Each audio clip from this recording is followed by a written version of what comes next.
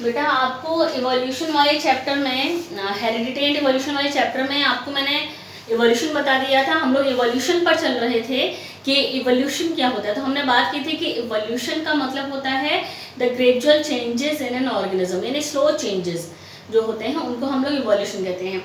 मैंने आपको natural selection theory बताया था बेटा, डार्विन की जो नेचुरल सिलेक्शन थ्योरी थी उसको बताया था आज मैं आपको। और फिर उसके बाद में हमने एविडेंसेस की बात भी कर ली थी कि एविडेंसेस ऑफ इवोल्यूशन क्या है। एविडेंसेस किसको बोलते हैं?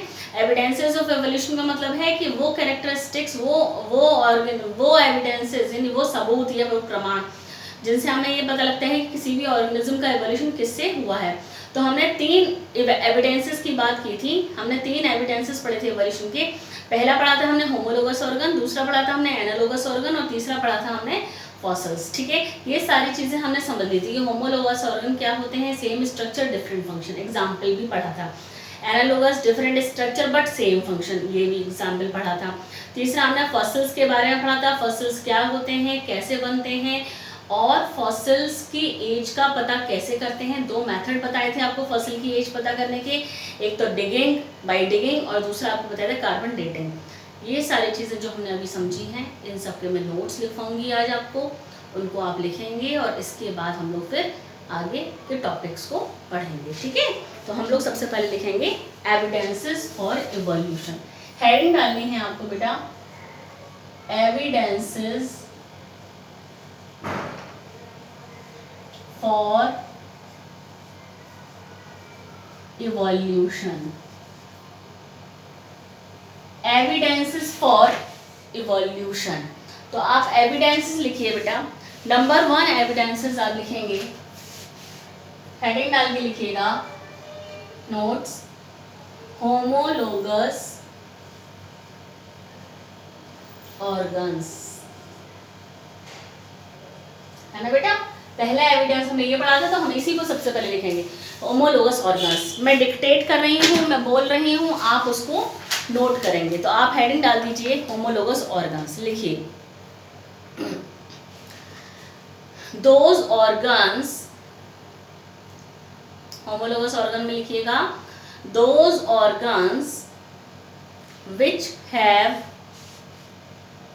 The same, those organs which have the same basic structure, same basic structure but different functions,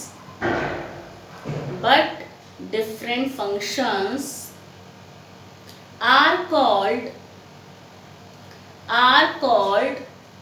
homologous organs, are called homologous organs। ठीक है, लिख लिया बेटा आपने। एक बार फिर से रिपीट करूं, मैं मिला लीजिए, मैच कर लीजिए। Those organs which have the same basic structure but different functions are called homologous organs। ठीक है, अब लिखिए एग्जाम्पल, एग्जाम्पल लिखिए बेटा।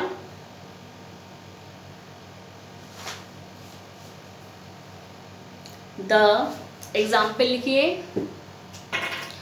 एग्जाम्पल लिखिएगा बेटा इसके, यहां लिख देती हूं मैं एग्जाम्पल्स को। Example, the 4 limbs of a man, the 4 limbs of a man, a lizard,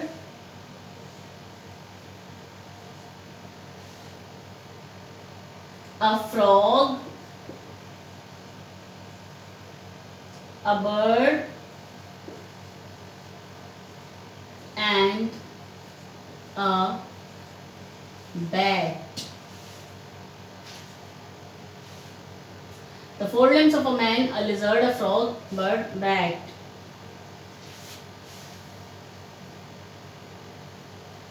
They have same basic structure of forelimbs.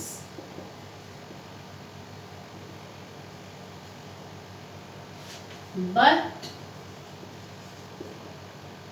they perform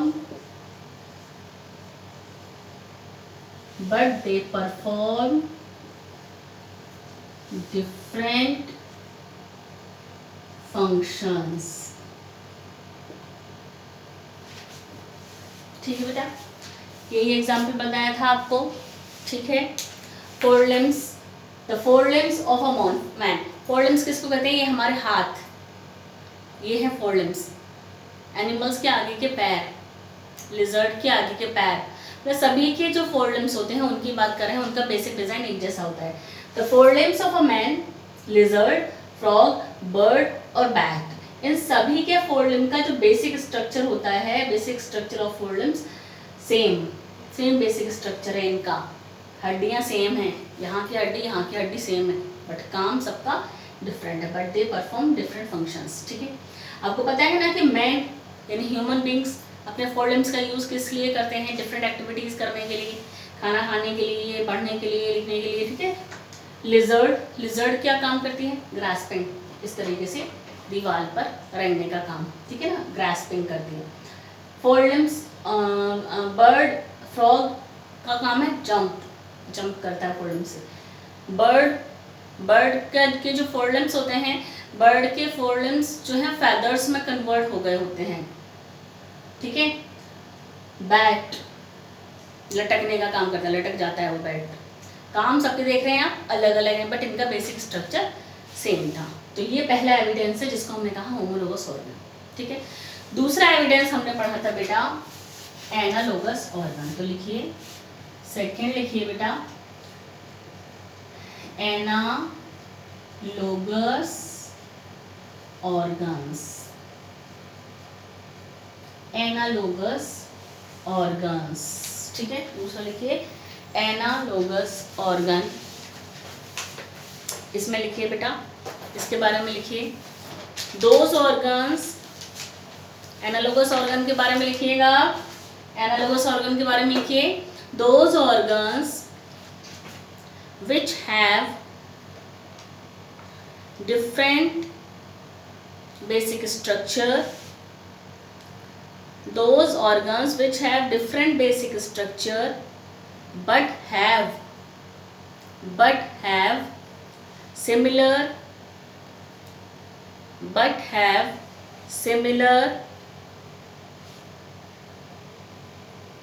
different basic structure but have similar appearance and perform similar functions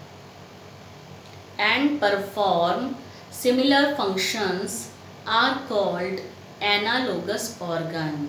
ठीक है, फिर से repeat कर रही हूँ, सुनिएगा. Those organs which have different basic structure but have similar appearance and perform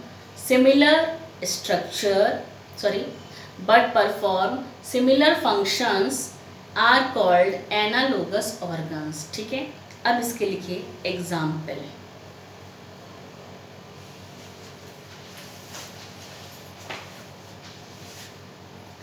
example लिखिए इसका.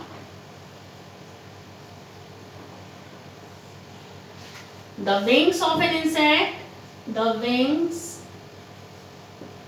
of an insect and a bird have different structure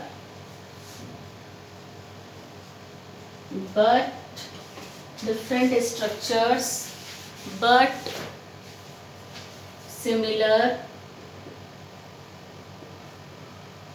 functions.